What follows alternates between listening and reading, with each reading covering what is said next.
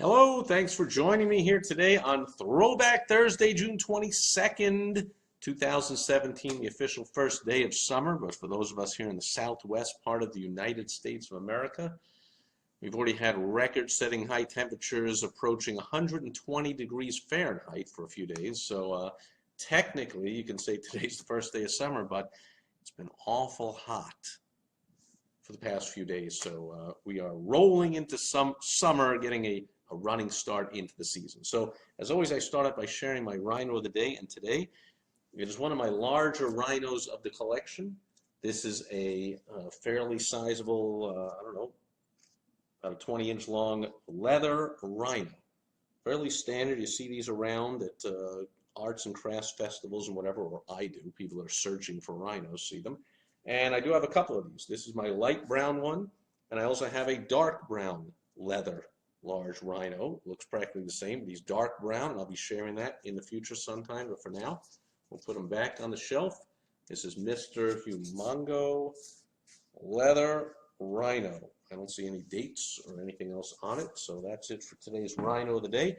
Now, to get to Throwback Thursday, and look what I found in the archives. Last week on Throwback Thursday, I talked about a t-shirt that I had bought at my second annual convention of my first multi-million-dollar company, the Simulated Sports Services, my fantasy sports game company that I built from scratch to become actually the largest in the industry at the time. Wasn't that big a company, because now I got saw a study that I got emailed to me just the other day from the Fantasy Sports Trade Association. Yes, there's even an association. That it's something like I forget the number, but it was like there's 60 million people playing it, and it's like a $14 billion industry or something. So I did not have the largest company in a $14 billion industry. That would be nice. But back in the day when nobody knew what it was, very few people, it was for rabid sports fans. And there's Rich, speaking of rabid sports fans, one of my original members of my business. So you're going to enjoy this one, Rich. And Phil, thanks for being here. And if you guys make a comment or click a like, that helps me, that helps more people see this, so I always appreciate that. Thank you in advance. And look what I found.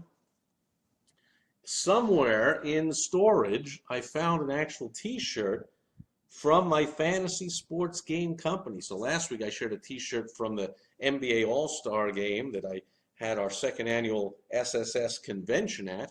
This is my company, the SSS Fantasy Sports Game Company. And we'll open it up and see, yeah, there's nothing on the back. But there it is, and I had my meaningless slogan that did nothing and brought in no money to me. And it's a mistake that most business owners make. They have meaningless slogans. And you can see, back before I knew what the heck I was doing with direct response marketing, although I was using a lot of this, not knowing that it had a name or it had certain standards and rules and things that worked and didn't. I was actually doing a lot of stuff that worked from direct response marketing. That's how this company built so quickly to be #1 in its industry. And later on, when I got introduced to there was such a thing called direct response marketing, I was like, hey, I did a lot of that stuff with that SSS Fantasy Sports Game Company, so I knew it worked. I said, well, look at all the other stuff I should have done, and how much money I left on the table, and how much more stuff I could have done for my customers, and so on. But anyway, there it is. Now, a couple of things. This is a high-quality Hanes t-shirt. I didn't get some knockoff, although I got pricing, of course, on the made in wherever cheapo, crappy t-shirts. So to this day, I don't know how long since or if ever I wore this or in storage, but I will likely wear it now. It's summertime, see how that fits in, and that's t-shirt wearing time. Although today, just as yesterday, I'm dressed in a semi kind of presentable way, like a real person, wearing a red polo shirt, and instead of my typical red hilarious Hawaiian shirt, because this morning I was out with a prospective new client. I just finished a large, big project that's now launched and going and throwing off money left and right for a client, and so I'm looking for a new project. I take on one major project at a time, usually get 2-3 months worth of work to ramp it up and get it going and get the systems in place, and then I can take on another one. So I was actually going to meet in person. It's very rare that I meet a client in person, but I was seeing one locally here who has an exciting new business venture that I might get involved with, and of course it can be worth tens of millions of dollars when we put it all together, so it'll be exciting to work on it at this point in my career. I can work when I want, where I want, with whom I want. So I only like to work on really big, exciting projects, which, by the way, if you have one of those and you're looking for someone to help you market it and turn your idea, which sounds good, into actual physical millions of dollars worth of cash, then maybe you want to contact me and we'll see. But if I am going to accept, I'm talking to a couple others, I'm narrowing it down, but I'll accept one by tomorrow at the latest. Then it'll take a few months. You can still contact me and you'll get on the list, at least the waiting list for next time I take on a project. But anyway, so here's what I have to say about this. I printed up these shirts, I believe, to take to one of my annual conventions where I met my clients in person. I had a national business. It was a mail order, play over the phone and by mail type of game. So I didn't meet clients in person. That's why, as I spoke about last week on Throwback Thursday, I started having a convention so I could meet my favorite, best, top clients. And if they weren't before, when they came to the convention, certainly they went up towards the top of that list of being my favorite clients. And I had T-shirts printed up to give them when I went to the convention and give them the T-shirts. Now, wondering, Rich, I don't know if he's still here, but if anyone actually wore these. So a couple of things you can do in your business. Are you doing this kind of stuff? Okay, we talk about, and people have heard about the concept of having raving fans. It's kind of a very appropriate kind of a sports metaphor to raving fans, because sports teams, major colleges and pro teams, have rabid, crazy, raving fans who buy all kinds of souvenirs and paraphernalia and proudly wear it and therefore advertise the business, because after all, sports team is a business. They need to get fans and sell tickets and make money and sell souvenirs and subscriptions to cable views of their sports games and whatever. And so they really appreciate, although they don't tell you that, they don't send you a thank you note that I know of, but they appreciate when you wear around a T-shirt with the name of the team. This morning, I was meeting this prospect, and he's just moved down here to the Phoenix area from Sacramento area, and he's right there on his phone. Somebody had called him, or it buzzed or something on his phone, and he's got an Oakland Raiders insignia on it. And I'm like, I asked such a stupid question. I'm like, boy, they're moving now to Vegas. Are you still going to be a fan? And I'm like, what a silly thing. I'm talking to somebody that he himself moved out of the area. So he moved, they moved. Of course, he's still being a fan. We talked all about the Raiders and whatever. So do you have for your business, do you have people who put your logo on as their screensaver on their phone, on their computer? Do they wear T-shirts of your business? Do they have keychains of your business? Do they have calendars on their refrigerator, on their wall about your business? It's interesting. Phil Brakefield here also goes, that's Phil's business, or one of them, or was, professional promotional items.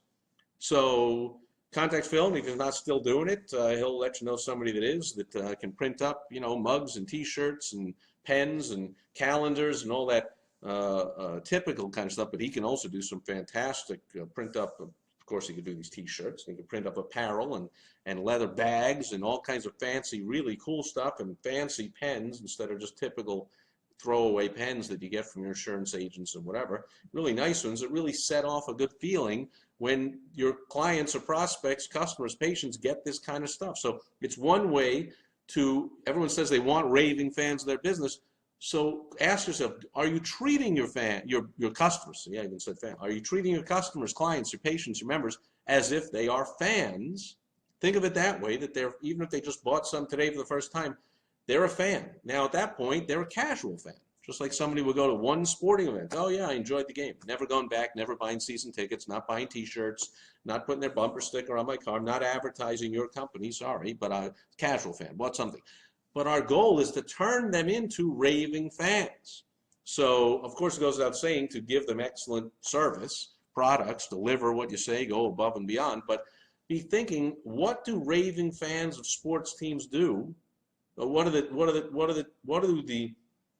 the owners of the sports teams do to create and perpetuate and serve raving fans that you're not doing in your business? So getting them to wear your T-shirt would be one cool way. I've also, over the years, for many different businesses I've had, I printed up hats, T-shirts, pens, all that kind of stuff I just talked about, and I'm always thinking of treating them like a raving fan and how cool. Oh, I printed out all kinds of certificates.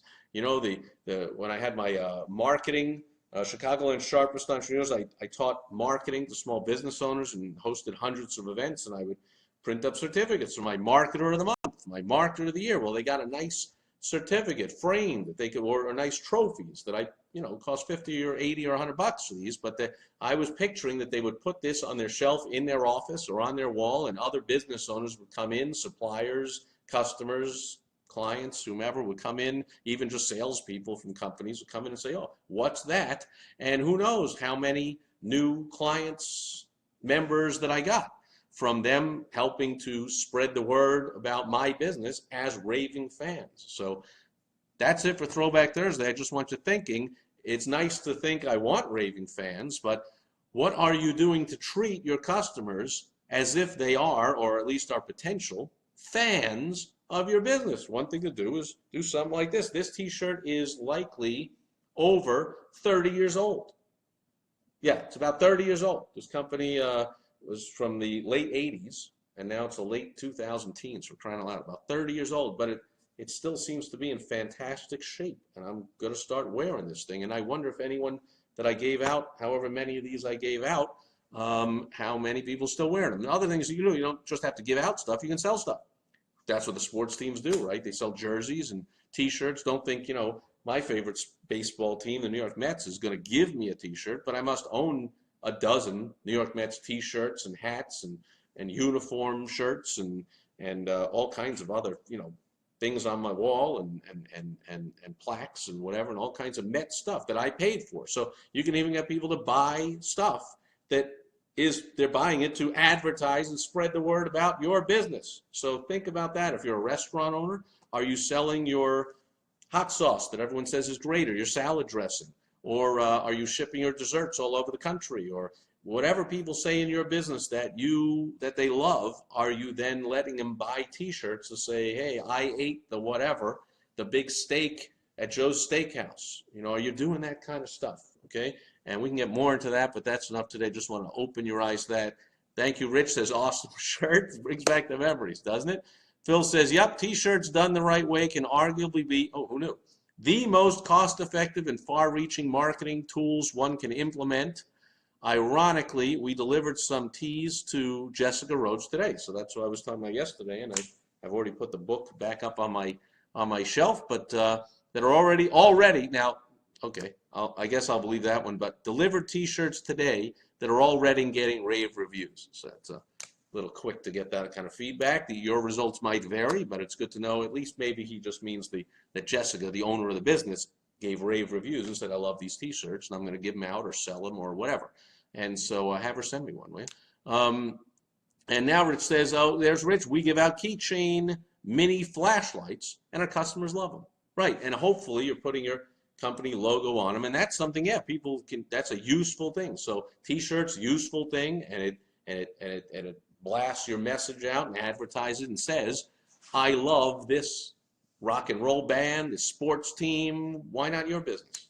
That's what it says, if they're wearing the t-shirt of it, or wearing the hat, or putting the logo on the bumper sticker on the car, or whatever. It says, this is something I'm really sold out to. This is a concept or company or business or sport or whatever. It's something I love. Don't you want that about your business? So I love Rich. He's thinking something useful, so they keep it. If you just gave a regular keychain, they might say, oh, whatever, I already have a keychain. But this is a keychain mini flashlight, so that's something useful. Hey, I come home at night, or I get out of work late and it's dark and I got to find where's the keyhole, and I shine the flashlight. Or when I drop something on the floor and it goes under the table and I got to find it, there's the flashlight right on my keychain, or whatever. Or I got to read the map in the car. Remember those days? I don't think people have to read maps in cars anymore. Everyone's got the GPS on their phone and in the car and whatever, but plenty of uses for the flashlight. So think of something useful so that they use it and they keep it. Think of something where you get your name with the implied message, I love this company, on it. People, Rich, I don't know if you've heard of any of your customers who, and Phil probably has stories to tell, of people that get these mini chain flashlights and then they're using it, and maybe their friend sees them using and goes, oh, where'd you get that? What a great question that you as the business owner would love to get. Hey, where'd you get that? Oh, I got that from my insurance agent, from my roofer. I got it from my heating and air guy.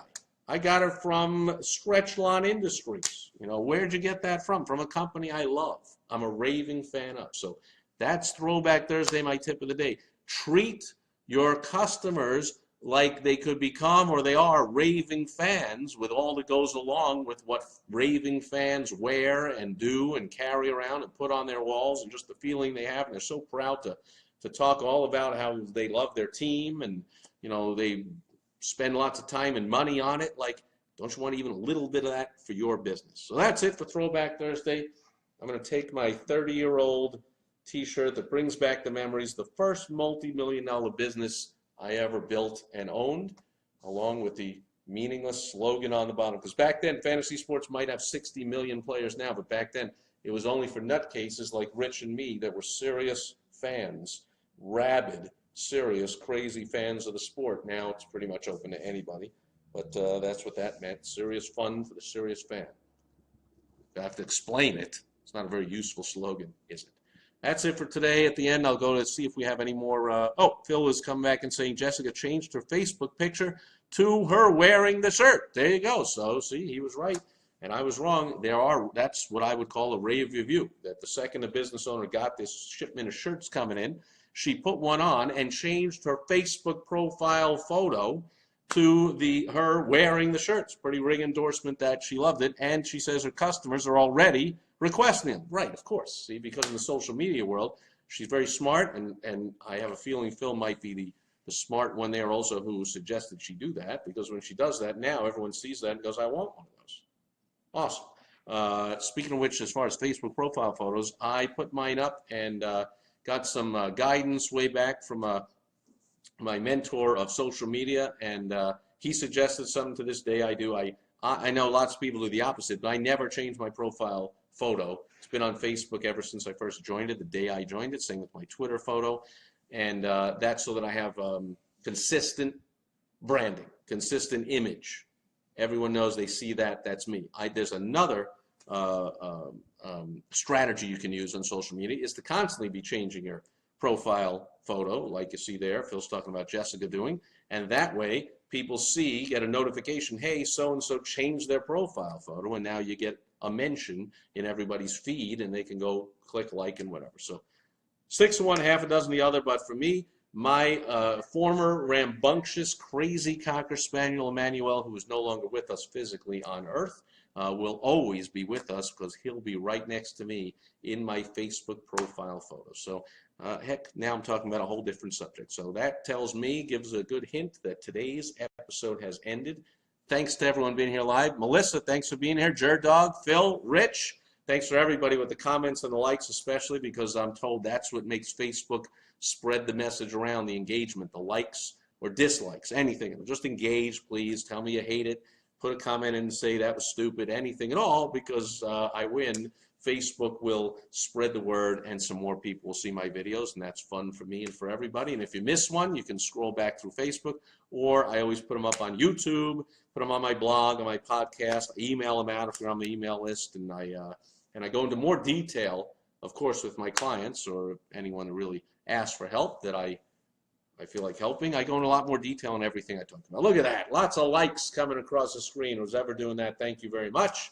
And with that, we're going to call it a day here for Throwback Thursday. I've got a very recent example of a foundational tip that I'm going to teach tomorrow, a personal story about it and how it worked. And I'm going to explain how you can make it work for you on Foundational Friday tomorrow. So I hope you'll join me then. Until then, Steve Sipress, thanks for being here today on Throwback Thursday.